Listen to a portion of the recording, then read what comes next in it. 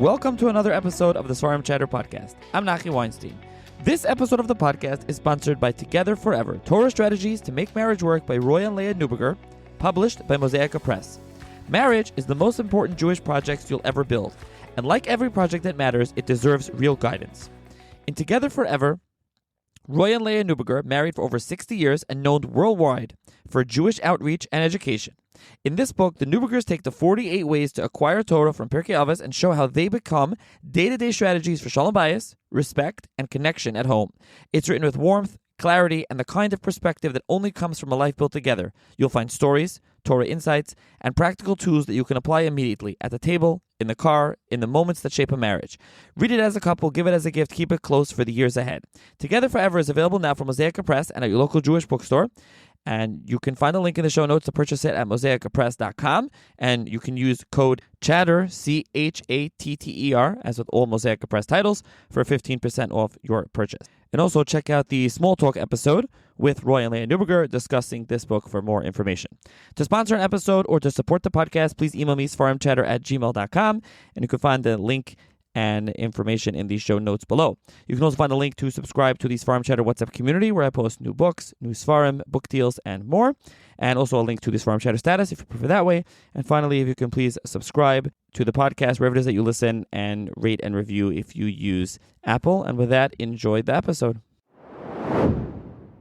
Hi, everyone. Welcome to another edition of the Svarim Chatter podcast. On this episode of the podcast, I'm going to be joined by Jerry Rabow, who is a retired attorney and an author of a number of books, including his most recent title, Henry VIII and His Rabbis, How the King Relied on Jewish Law to End His First Marriage and Why He Failed.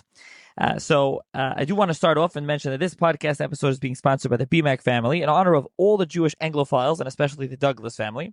This episode is also sponsored by Rabbi Joe Wolfson and Corinne Shmuel in honor of the meeting on this great podcast of Torah and Jewish history with the English national soap opera of the Tudors, and with special gratitude to Hilary Mantel for bringing Henry VIII's court to modern readers. So, thank you, Jerry, for joining me. Oh, it's my pleasure, and I'm really quite pleased to be reaching the audience that you have, because I think it's important for them. Okay, so let's start off. Tell the listeners a little bit about yourself and your background. Well, the background is that I was a practicing lawyer, and I got to the point, frankly, where I wondered if that's what I really wanted to do for a lifetime, because I was interested in a lot of things. I was lucky to have a good liberal arts education, and I was curious. So I decided, actually, it was a very Jewish decision. You know that 120 years, Moses' lifespan, is the most that any Jew can properly wish or hope for, because Moses was Moses and we are not. And I was approaching my halfway mark. I was approaching 60. And I thought, okay, this could be the time. And so I did in the midst of my practice years. And but it's interesting that I had no specific idea. I didn't say I want to write or I want to paint or I want to compose music. I didn't say any of those things. I just said I want to see what else is out there. And the first thing, of course, that I did was to read during the daytime, something I had never done for my whole practice, unless it was law that I was reading. I started reading Jewish history, and I came across, by total accident, just a little portion of a page in a general Jewish history book, and it was about a really remarkable occurrence, not involving Henry VIII, but involving the Pope, who was his antagonist, it turns out, for the 6 years that Henry VIII tried to get a divorce, or technically an annulment, from Catherine of Aragon. And what happened in the history book is they talked about the involvement of this Pope in not just one, but two Jewish messianic figures. And it wasn't just involvement, it was total support. And I thought, that's peculiar. I've never heard any sermon that talked about that. I never took any class that talked about that. And I've sat through a lot of sermons and classes. So my first book was a book on Jewish messianic movements called 50 Jewish Messiahs. And the center point of that book was indeed this Pope Clement VII. And it was only later that I thought, this still doesn't really answer why the Pope acted so peculiarly. And I decided to read what I could. And that's when I realized there was this connection for which he wasn't even recognized in most places that talk about him, that he was the Pope who opposed Henry VIII. And So I came back to it, and ultimately, after writing some other works, that has been my most recent book. Okay, so now let's talk about Henry VIII. And when I put out on the WhatsApp community that I was doing this podcast, I got a comment of like, was that the king with the Ramban with the disputation? And I was like, no, that was in Spain in the 13th century. This is in England in the 16th century. So not that everyone is not familiar with Henry VIII. I think many people are familiar with Henry VIII and the Tudors, but I think that we have to do what your book does. It doesn't just jump straight in. We need to explain a little bit of who the Tudors are, what's going on in Tudor England, who Henry VIII is, and how we get to this climax, this point where he's looking for Jewish responses to help him get rid of Catherine of Aragon. And we'll just say it up top. I mean, there's no Jews in England. They've been expelled for hundreds of years. Catherine of Aragon is the daughter of Ferdinand and Isabella, who expelled the Jews from Spain. And then here, Henry VIII is at a last grasp. He's looking to the Jews. So it's a crazy story, and there's a lot to get to. But let's start all the way in the beginning.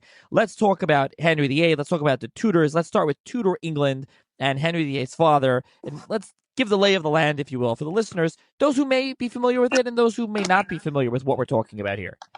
Right. Well, usually the transmission of the throne goes from generation to generation of male offspring in order of birth of the existing King of England.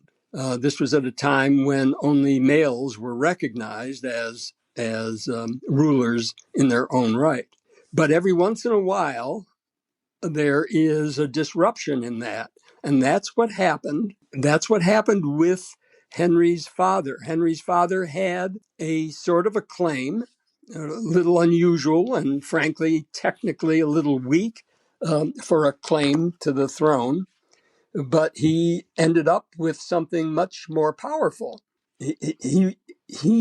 Henry Tudor, who became Henry VII, he had the good fortune of meeting the sitting king of England, Richard III, and he defeated Richard, and Richard was killed on the field of battle. Based on that, Henry VII claimed the throne. He was one of the many people who had claims descending from one of the earlier kings, but it was speaking a bit as a recovering lawyer, as a former lawyer. I have to say it wasn't a great case that he had, and without the military victory, I don't think he would have succeeded.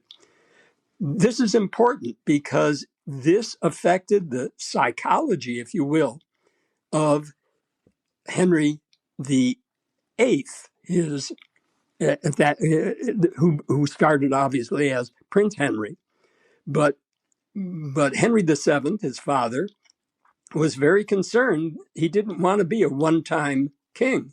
He wanted to found a dynasty, the Tudor dynasty. He was a Tudor member of the family, and that's what he wanted. So he was very sensitive about that. He had two sons. The older son, the Prince of Wales, the heir apparent, was not Henry VIII, or not Prince Henry at the time. It was his older brother, Arthur. And that starts the story. Because in those days, nations formed compacts not so much by pieces of paper, but by arranging marriages.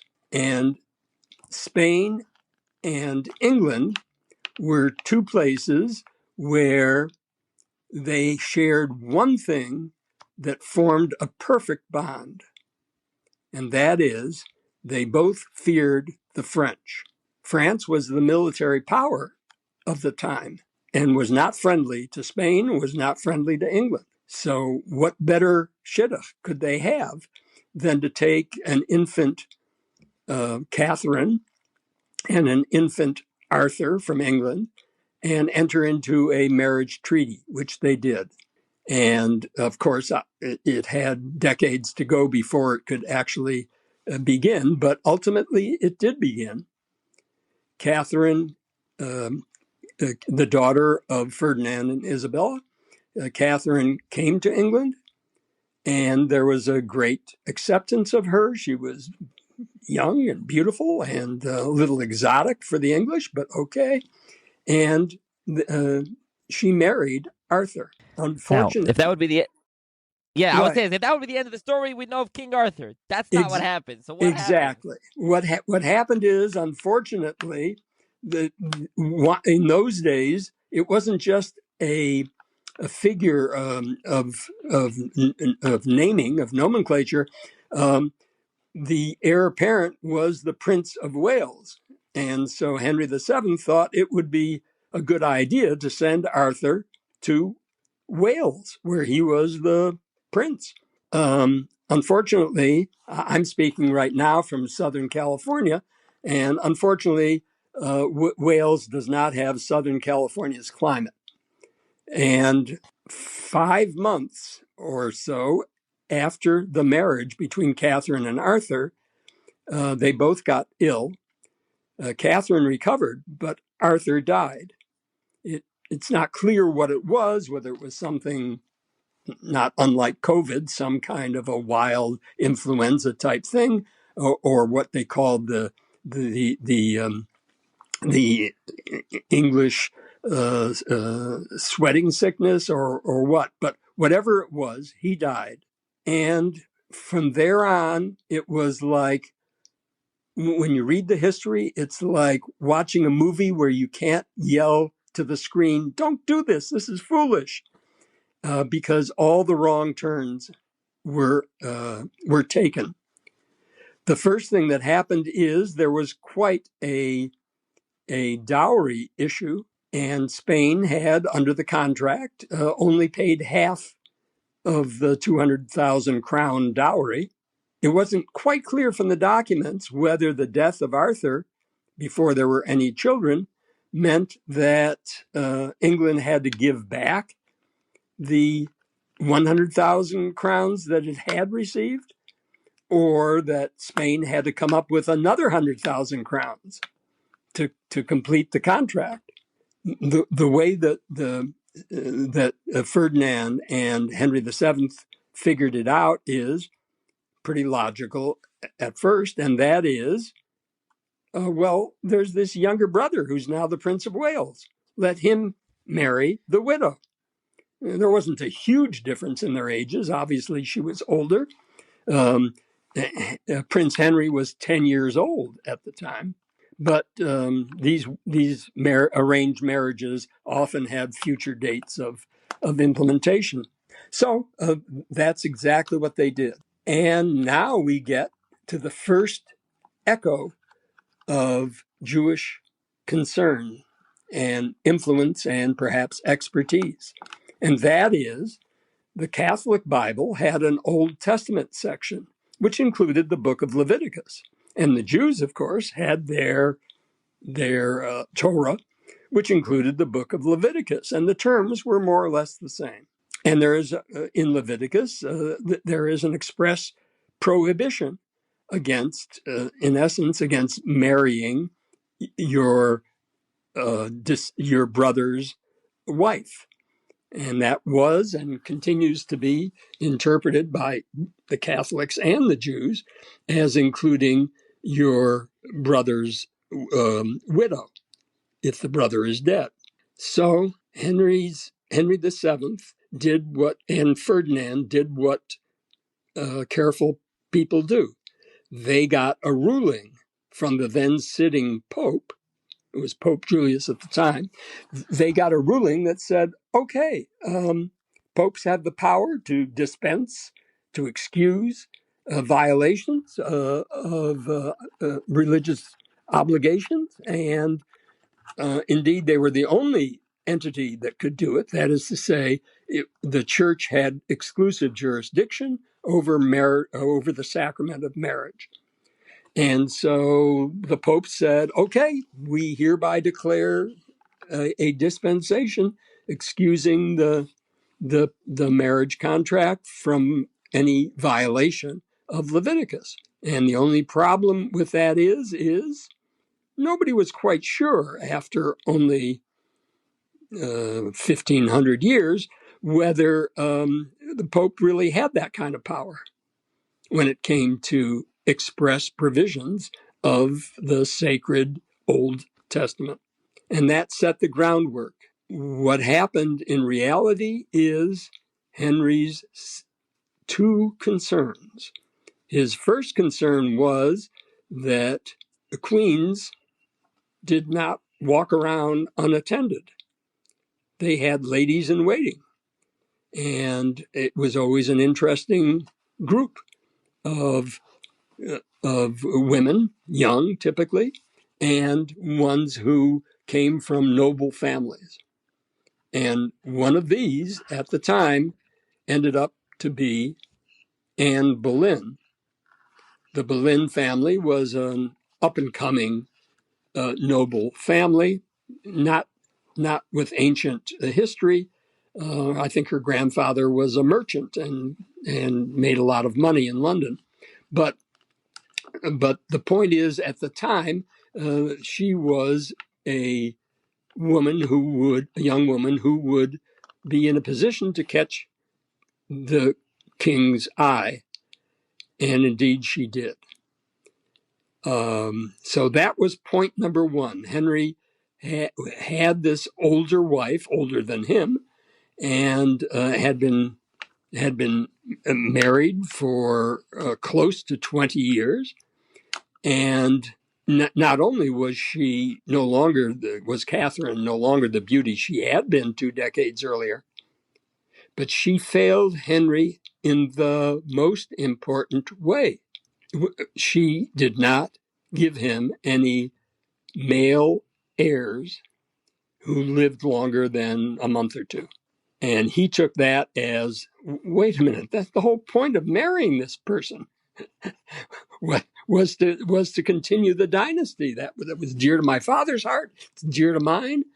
And so that gave rise to what comes next is something that is not so easy to speak declaratively, but I think what came next is Henry VIII, who was, by the way, very powerful.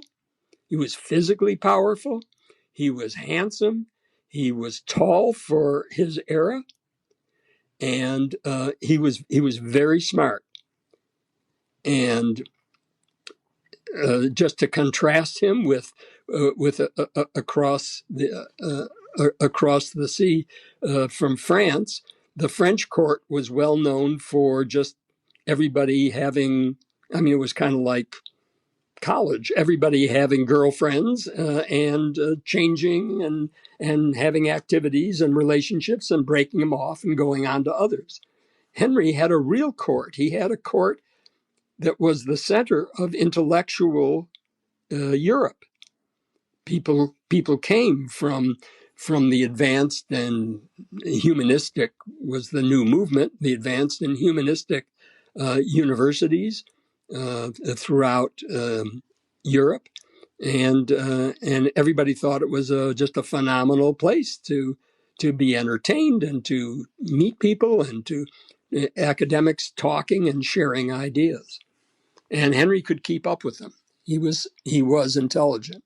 So those two things, Catherine getting old, losing her attractiveness, at least for him, and not producing a male heir, which was scarcely like something she could be blamed with, we understand now, but he didn't understand it because she had at least 7 pregnancies in a decade, and yet that none of them produced a long surviving male. Somebody, perhaps Henry, perhaps his advisors, Cardinal Wolsey in particular, came up with this concept of, let's tell people that the good king did what a good Catholic king does. He was reading the Bible one night, and he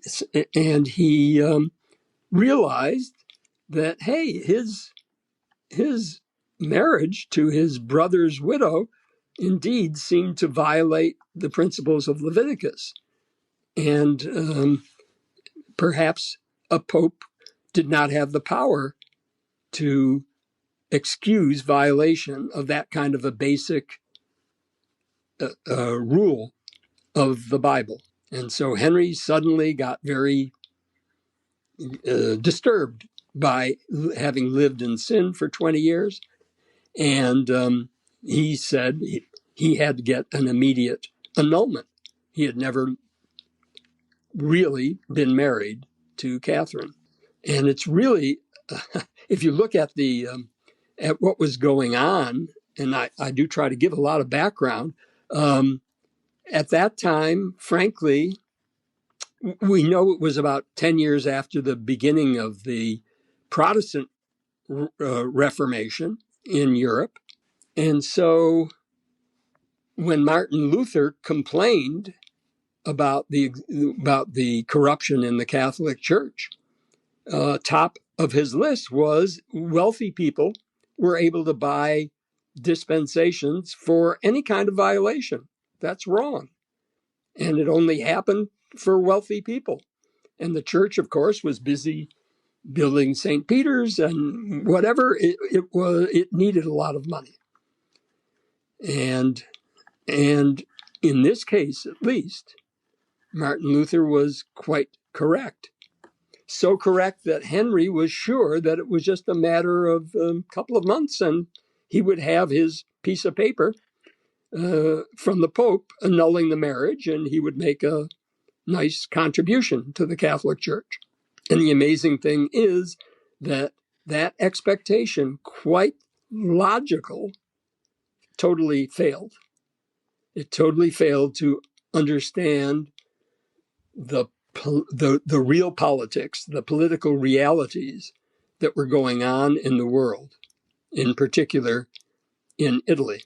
I want to jump in before we get there and before we get to the politics. Yes. Charles V, the Holy Roman Emperor, Charles V, who was the Holy Roman Emperor and the King of Spain and Catherine's nephew and one of the most powerful people in Europe and the world. So he's also plays a role here, obviously. But before that, a couple of things. As you mentioned Henry, and Henry felt that he was living in sin, and you detail this at length in the book. I mean, that's Henry's claim, and then a lot of historians discredit that was, made up. It was really either he wanted a male heir or Anne Boleyn, he wanted to marry her, and he was head over heels for her, and he was just done with Catherine, and she had gotten older and wasn't pretty, and he didn't want her. But you do point out, as you've said there's also Henry himself is saying maybe he realized he was living in sin. So there's all those different moving parts, and obviously different historians have different opinions, and you lay this out at length in the book. The other thing is, I'm sure some listeners are listening and going, well, yes, the pasuk in Vayikra, and you quote it in English as Henry would have had. So you do a quote in English, and perhaps we should read it here in the English translation for right in "Thou shalt not uncover the nakedness of thy brother's wife, because it is the nakedness of thy brother. He that marrieth his brother's wife doth an unlawful thing. He hath uncovered his brother's nakedness. They shall be without children," which is a key point, right? What it says there. So the thing is that many listeners are probably, wait, but there's Yibum. You're allowed to do Yibum if you died without kids. We know of the mitzvah of Yibum, and you can do Yibum or Chalisa. So what's going on? The pasuk in Dvarim says, "Ki yesh v'achim yachtu v'meis echer me'em," one dies, ubein ein he doesn't have children. Lo yisia eshes hameis hachutz al ish zar. She shall not go. The widow shall not go anyone else.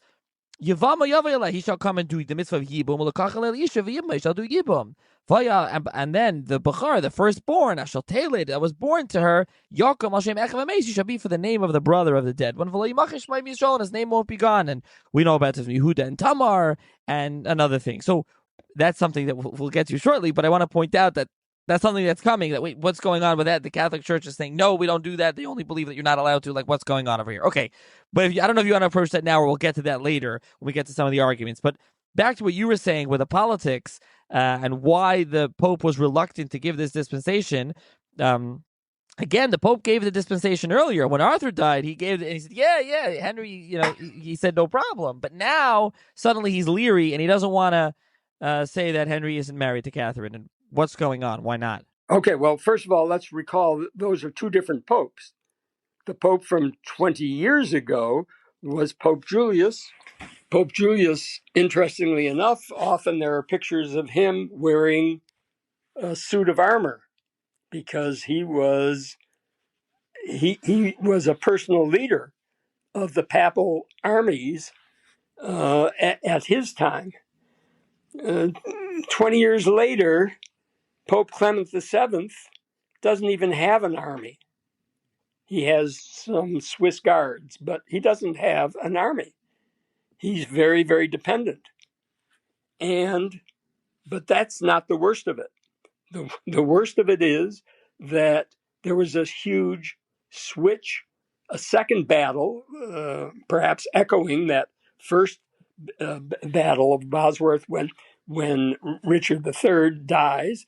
The second great battle in Tudor early history was the battle where the French were completely overcome by the troops led by, as you mentioned, Charles V, the Holy Roman Emperor, who was the nephew of Catherine of Aragon, the sitting queen that Henry wanted a divorce from. And so I would say that, yes, you can mention what seems to be theological arguments. I don't think either side cared a fig for their theological arguments. I don't think Henry was troubled by the theology that he had violated an indispensable prohibition in Leviticus. And why do I think that? It would, in any other situation, be kind of like chutzpahdik for me to say I know what he was thinking. But the most remarkable thing happened. He was so lovesick about pursuing Anne Boleyn, the young courtier woman, that he hand wrote her a series of love letters. And I make reference to that in the book. I give quotes from them, sources if somebody wants to read the full ones. But the point is, he was besotted. He was totally taken by her. In part, she wasn't his first mistress. In part, it was because he heard from her what he had never heard from any other of his conquests. And that was the word no. You don't say no to a king who picks you out. But she did. She said, I will be your queen, I will be your wife, but I will not be your mistress. And he didn't know how to handle that. So that's for his, that I feel, and I think anybody who reads the love letters really comes to the same conclusion. Oh my goodness, he was head over heel. And at the time, the contemporary reporters, including Eustace Chapways, who was in fact the ambassador from the Holy Roman Emperor, observed everything and made comments like, "Oh, the king of France has to invite Anne Boleyn to come even though she's not queen and not wife, because he, the King of France, knows that Henry can't bear to be separated from her. So I think that, at least at times, took the total lead. And it was not theology, but a love passion. On the other side, I don't think it was Pope Clement's differing theology, because what had happened was totally unplanned. And that is that Charles V had all of these troops that he had put together, cobbled together to be this huge army, and many of them were mercenaries. The Holy Roman Empire did not really exist as a political entity so much as just a family of Habsburg kings. So what happened was Charles V, the Holy Roman Emperor, forgot one thing. He forgot that every second Friday was payday. And he forgot that you have to pay your troops if they're mercenaries. They don't have national loyalty to you. And he didn't, for whatever reason. He just didn't. And they revolted. And they said, basically, okay, we've just been victorious. We've defeated the French. We've captured the King of France. He was actually taken physically, personally, and later ransomed. They said, but we haven't gotten paid. Well, we know that there are this was before Italy was a country, a nation. There were lots of city-states in Italy. Some of them were affluent, some of them were not. But the most affluent was quite clear. It was the Vatican. And just taking out the candelabra would earn you enough to keep you happy for a long time. So the troops revolted, and they assaulted and invaded the Vatican, which had no standing army, just some unfortunately loyal Swiss Guard who were more or less slaughtered at the time. And then they just ran. It's called the sack of Rome, and it was everything awful that troops can do, including causing the Pope in the Vatican to use an underground escape passage to go to a better fortified castle, Sant'Angelo, just outside the gates, I guess. And he was basically imprisoned and besieged. He was in no way able to say to the Holy Roman Emperor, "Oh, I think your aunt really should be cast aside and have that wedding annulled." It had nothing to do, I think, with the theology at that point. It had to do with, wow, if I don't figure out how to get on the right side of this general, there won't be a Catholic Church.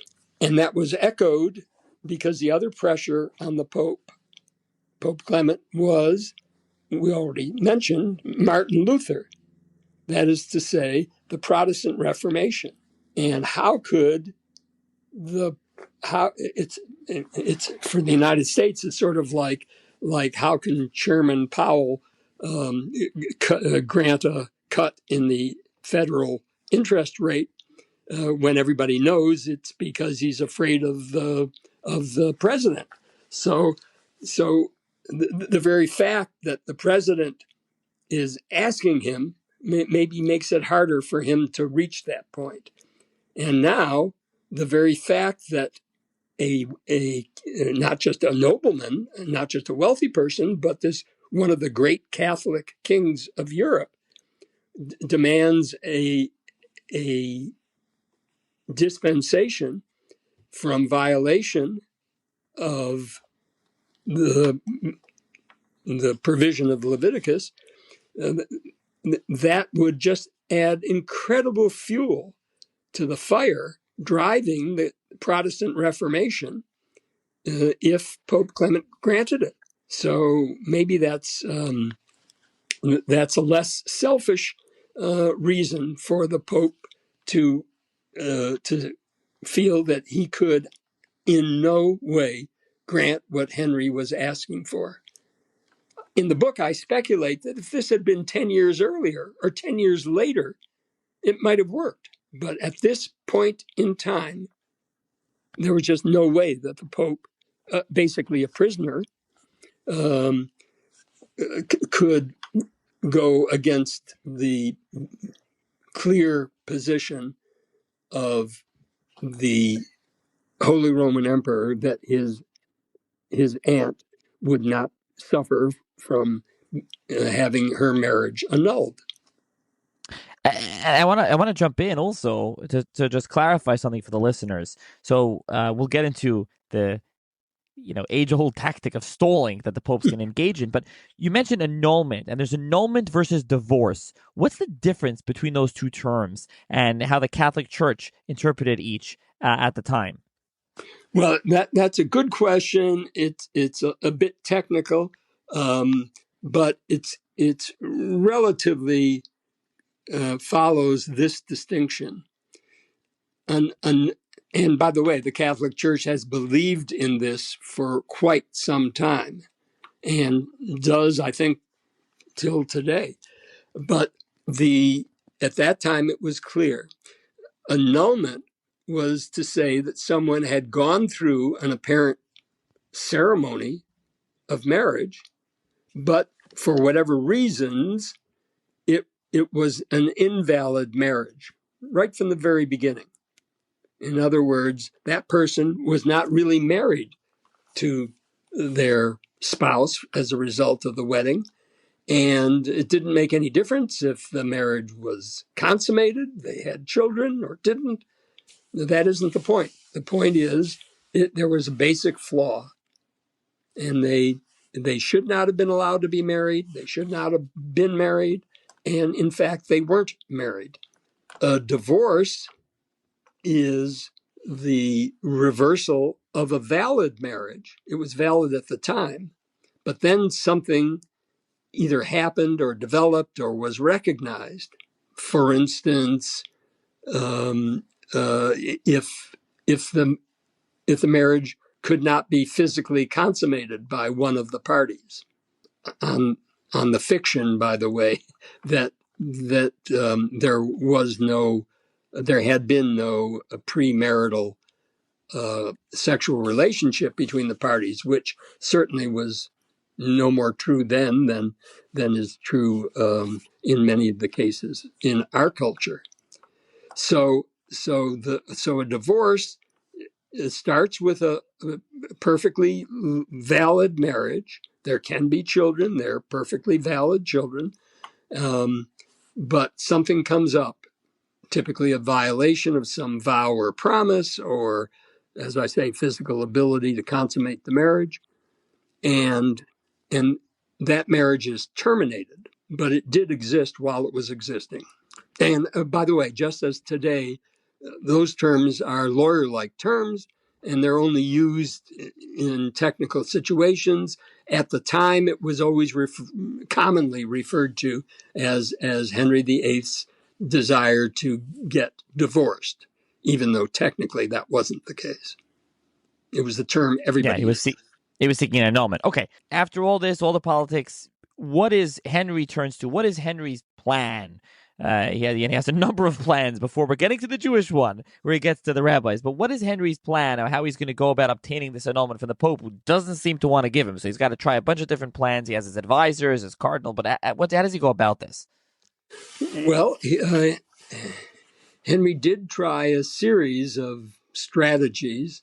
They were, I think it's easiest to say, rather than go point by point in a half dozen strategies, just to say that the initial position that Henry took was a legal a legal position. He decided we'll have a trial, and we'll force the trial to come to a conclusion, and frankly, we'll pack the court.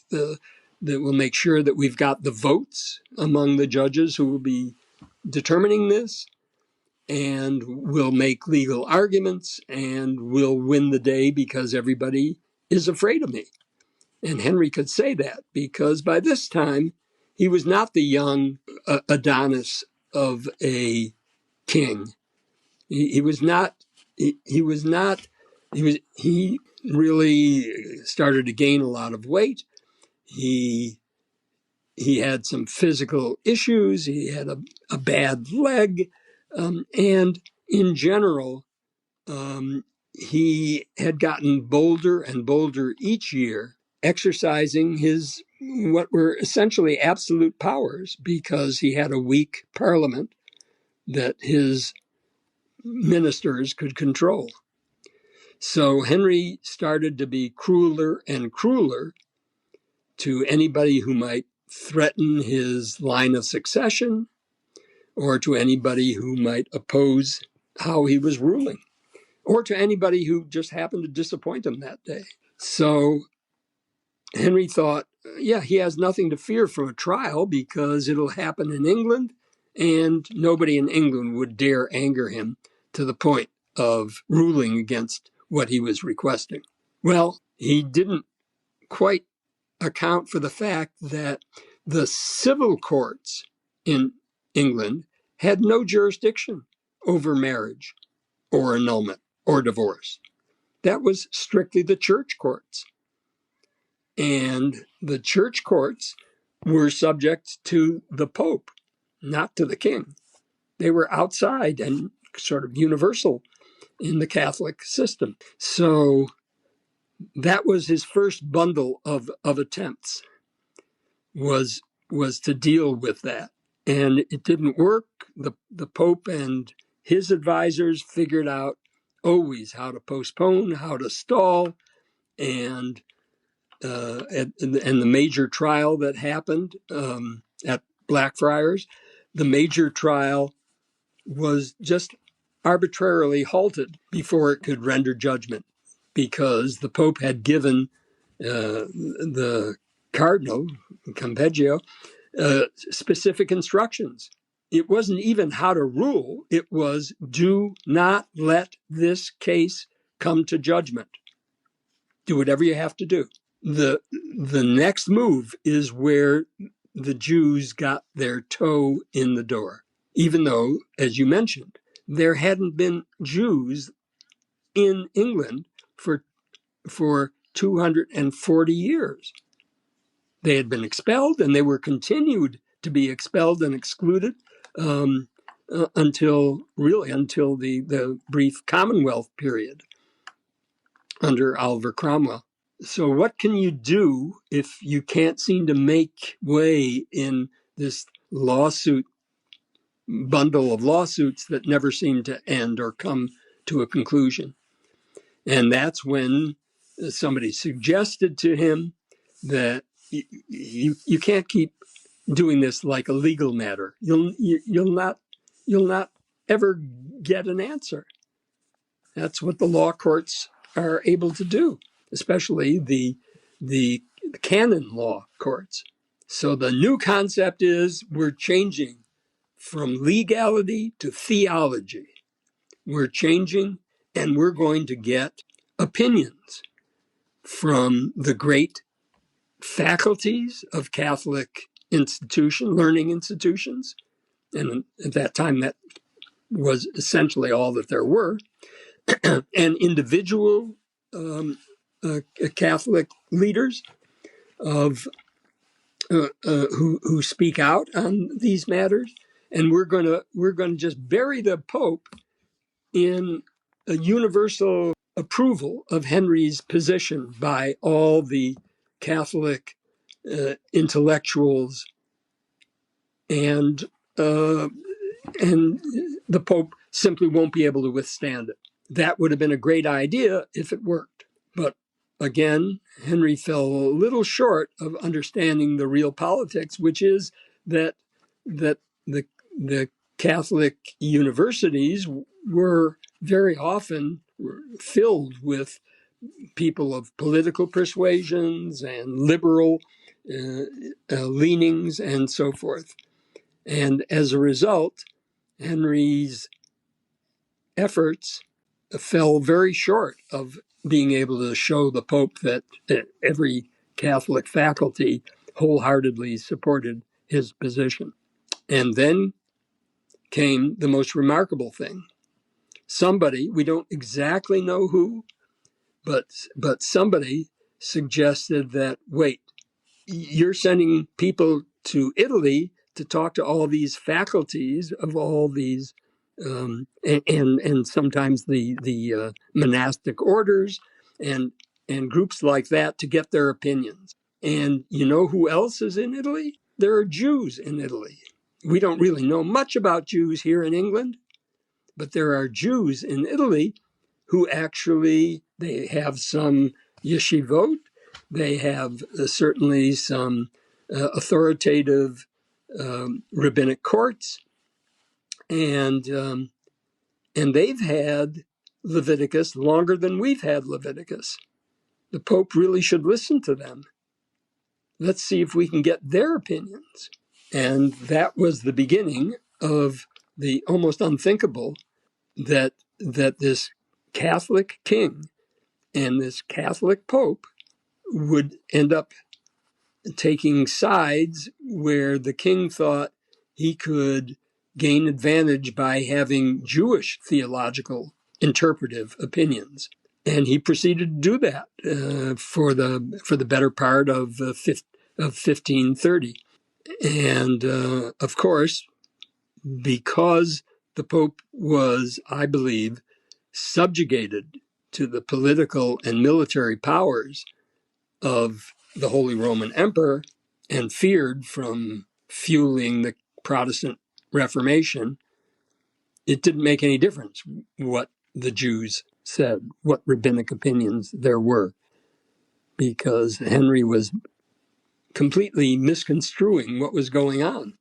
He and his advisors didn't understand that this ended up being basically an issue of who's got the biggest armaments, who's winning the biggest battles, and what do they want? And that was Catherine's nephew. So the book goes in depth into all the minutia and all the arguments, and there are many arguments that Henry made and attempted to make to get out of this, and there was always an answer or stalling, and you go through them, the natural law, and some of you mentioned asking all the academics, and then going to have the trial in England. There's many different things that he tried and that did not work, and anyone interested can read the book, and by the way, the book will be linked in the show notes. But when it pertains to Jews, so he writes to Italy, and they write tshuvas, essentially, to Italian Rabbanim. So he writes, there's two Rabbanim, Leo Menachem Chalfan and Yaakov Mantino, and then there's a Meshumad, a convert to Christianity, who also, we actually have the Hebrew tshuva from him, and then the book is translated in an appendix, Mark Rafael, I think. So what is the question posed? And there's actually a dispute. So Chalfan says one way, and Mantino says another way. And then kind of there's a hole in between, and you tie all this into David Ruveni and Shlomo Mocho comes up to your other book. These our listeners are familiar. I did episodes on both of them, and 10 Lost Tribes when I did a series on that. So there's a lot that involved with both. So you tie it all together.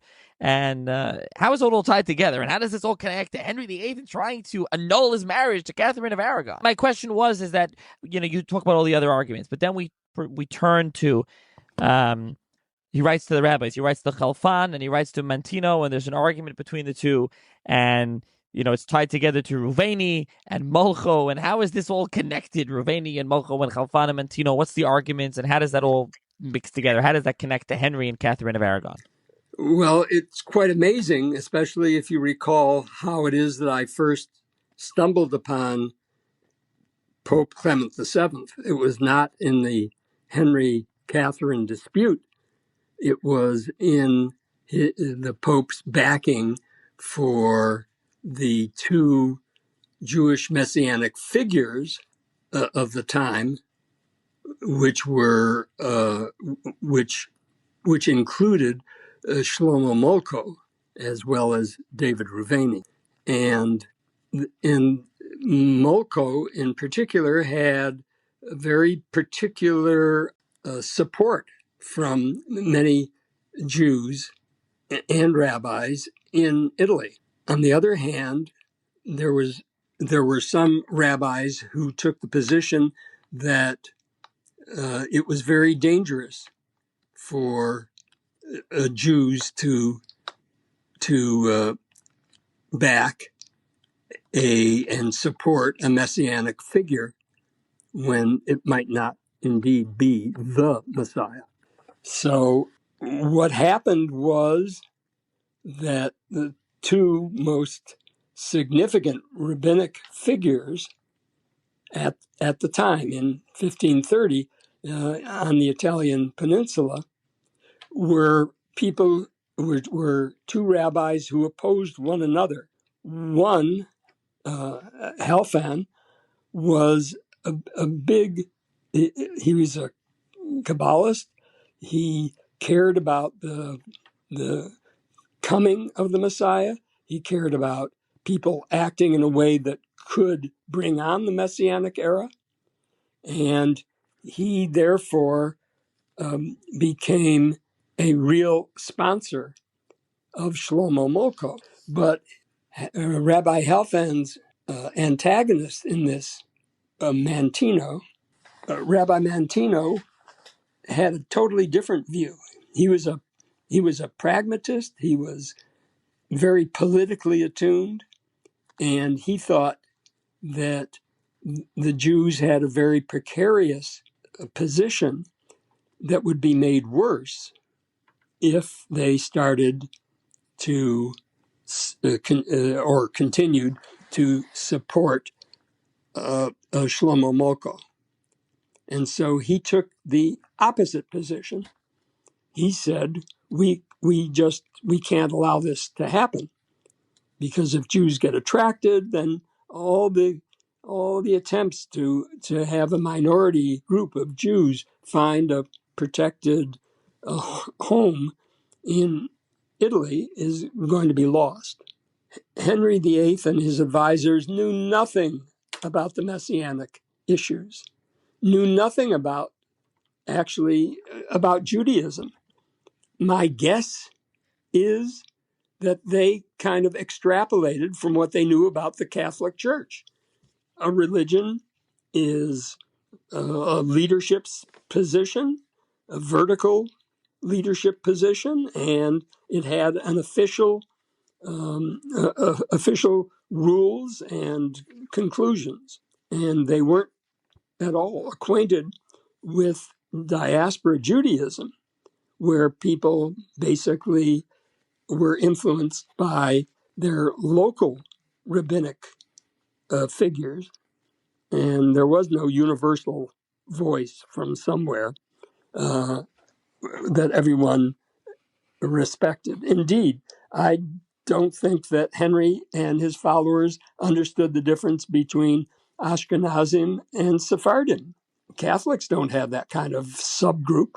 So Henry thought if he just got somebody who would vouch for his position, that would be it.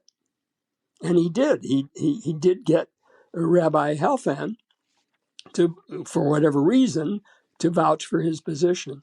And what he didn't expect or understand is the background of that position, deep involvement in the Messianic movements, and the opposition of Rabbi Mantino, who had an insider view and had very good relationships with the hierarchy in the Catholic Church.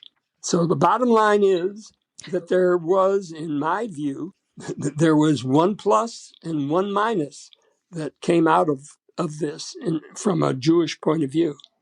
The plus was, and this is just an issue of what has physically survived till now, the plus was a magnificent, elaborate tshuva that was obtained by agents of Henry from from Rabbi Jacob Raphael of Modena.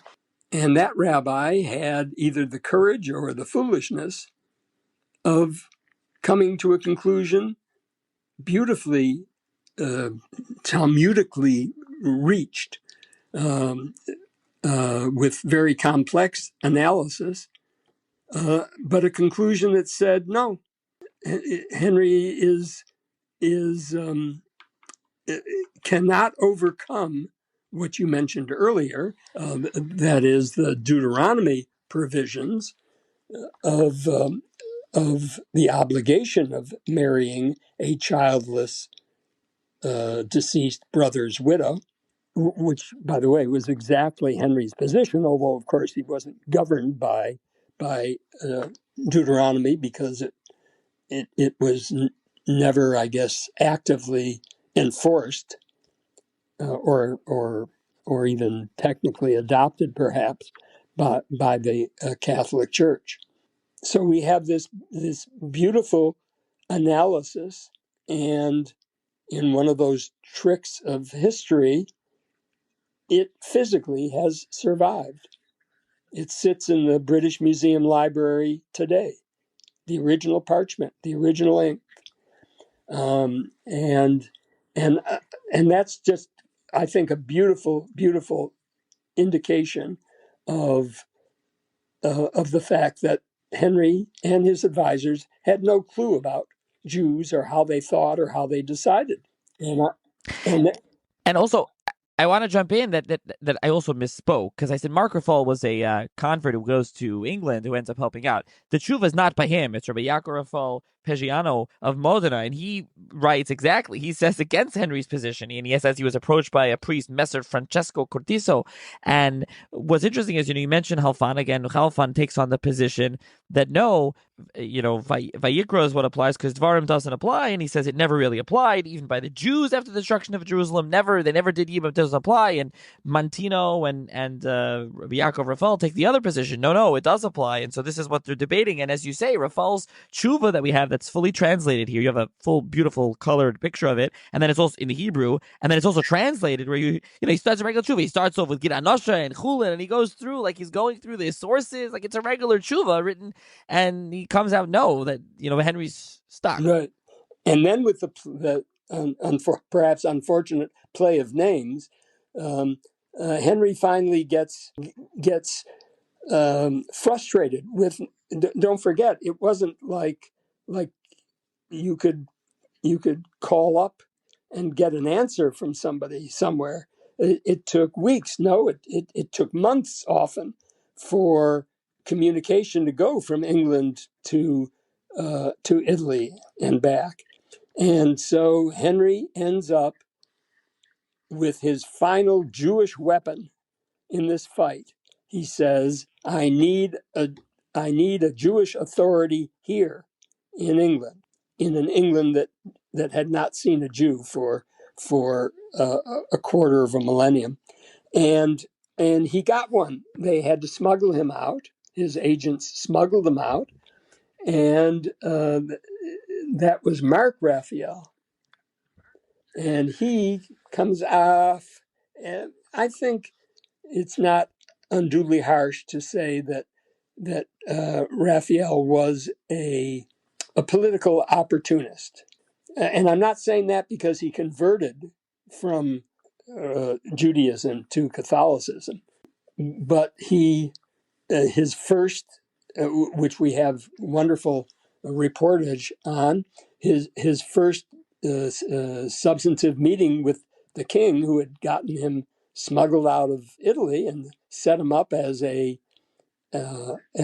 member of the court, sort of like a Jewish advisor in the White House, which is a position, and he is so anxious to please his new employer because that's how he viewed the king.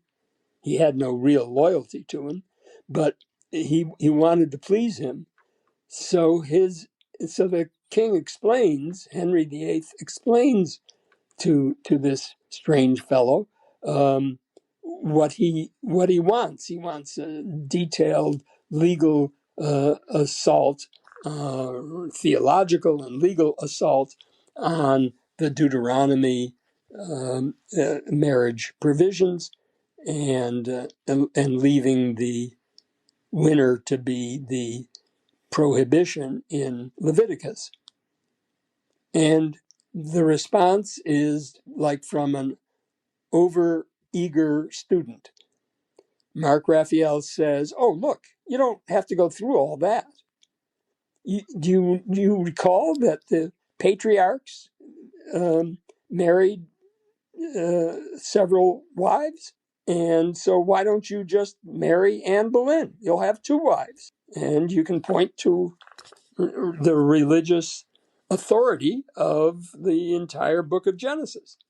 By this time, although the king had considered that, and the Pope had considered that as a way to get out of all this, but by this time, Henry took a different position and basically said, "Get out of here and come back when you come up with a better answer than that."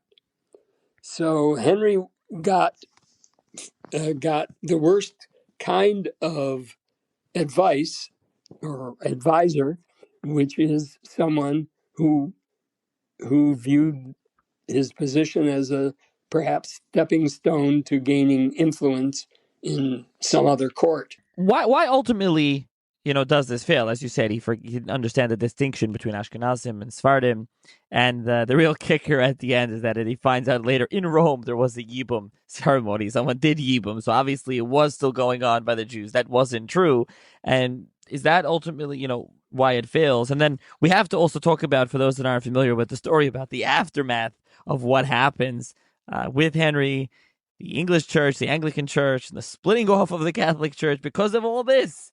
It splits off, and it's still split today, of course, with the King or Queen of England in charge, the monarch in charge, and then we have gets rid of Anne, and it'll spoil all of it. There's a lot of fun stuff. So, why does it fail? First, from the Jewish angle. I think it failed for the same reason that every strategy in the prior years build-up failed for the king, because it was the political reality of the military power of the Holy Roman Emperor that made it unthinkable for the Vatican to grant an annulment of his aunt's marriage. Just unthinkable. Couldn't be done, and could have been heralded the end of the Catholic Church as an entity. So I think that, and perhaps if you want to find a nobler position on the part of the Pope, there was also concern that it would fuel the Protestant Reformation with, again, the same potential. It wasn't just, would this Pope be remembered well or not, or he could be the last Pope. And I don't think Henry ever, I think somebody must have said that to him, pointed it out to him, although there's no real record of it. But I think that Henry, by this time, was used to being, even though it's not technically the case, an absolute monarch. He thought that he was, yes, there was this troublesome Magna Carta, and there was a parliament that he had to manipulate, but he had no problem doing that, accomplishing it, because he had smart people handling that for him. But I think, again, Henry was shadowboxing with Jewish concepts that he had no way of understanding. He had no background. His advisors had no background. As it happens, this was the time when the Christian Hebraists started to voice their views, first by enriching their knowledge of the Hebrew and Aramaic languages, and starting to read and take even classes in Jewish interpretation of the Jewish Torah. But that wasn't happening in England. You have to have Jews to learn from Jews, and England lacked that. So Henry was never. You can't say this was a failing of his. I mean, he was in a no-win situation right from the beginning. This irony of timing, it was like the worst possible time for him to ask for something that anybody a little bit earlier or perhaps later could have gotten from the Pope. And the result is, if this Pope won't do it, and the king had no way to influence who the Pope would be succeeded by or anything like that, Henry decided, well, Henry was the king of England and more or less the absolute ruler. And so he declared himself and his successors as the head of the Catholic Church in England. So it wasn't Roman Catholic anymore, but he fully believed he was being a Catholic. And therefore, it was against the law to ask the Pope any questions. If you were an Englishman, you could not appeal to the Pope or the courts in the Vatican. Henry viewed that. Henry was a sincere, I think, Catholic, and he thought he was being just, a Catholic who had to make a political adjustment. But of course, it was the first step of a very rapid development in England they don't even call it the Protestant Reformation, because the English Reformation it is fairly unique from the general Protestant Reformations that were going on at the time. But it did lead to, as you say, it did indeed lead to Henry, quite ironically, this strongly Catholically educated and practicing Catholic to it took very little time for his first steps to be not only a solution to his marriage and annulment situation, because once he's head of the church, he can have his choice of religious leaders, and he always found ones that would do what he wanted.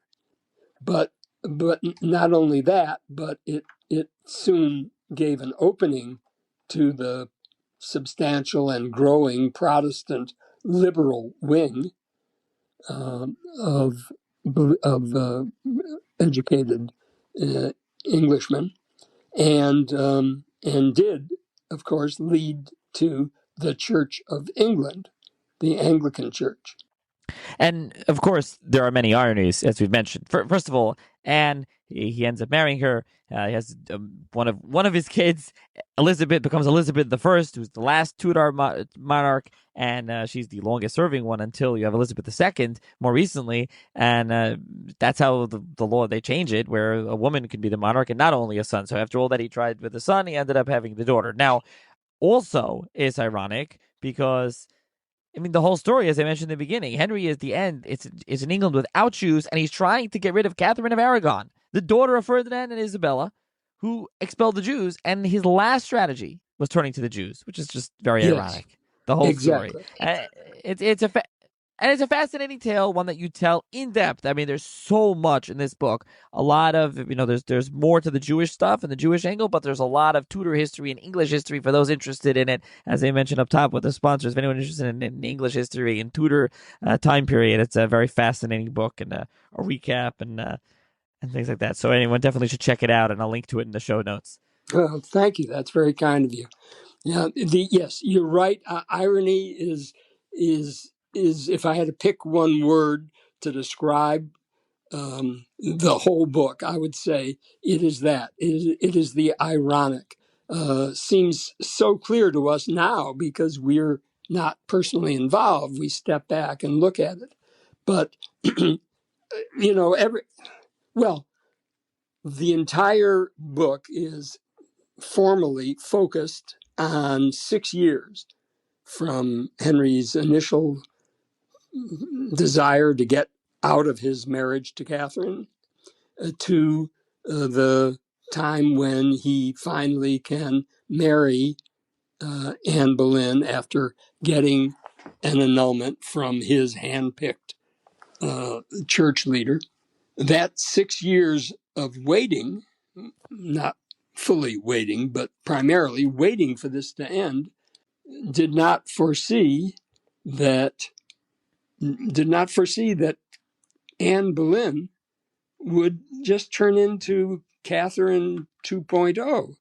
She turned into another wife and queen that Henry didn't get along with once he kind of assessed his position, and that marriage lasted. That marriage, which waited for 6 years, lasted 3 years, which is quite ironic.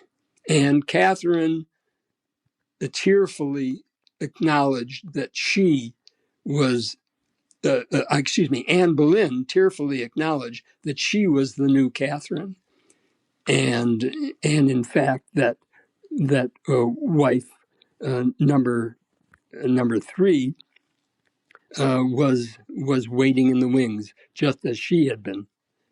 Anne Boleyn had been waiting in those wings. All right. Well, thank you, Jerry, for joining me to discuss Henry VIII and the Jews. And again, I will link to the book in the show notes. Thank you once again. Thank you. This was a real privilege, and I urge people to take some comfort in the fact that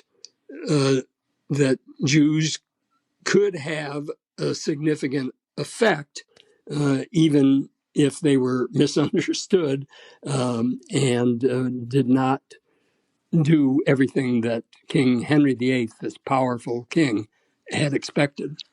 So thank you. Thank you.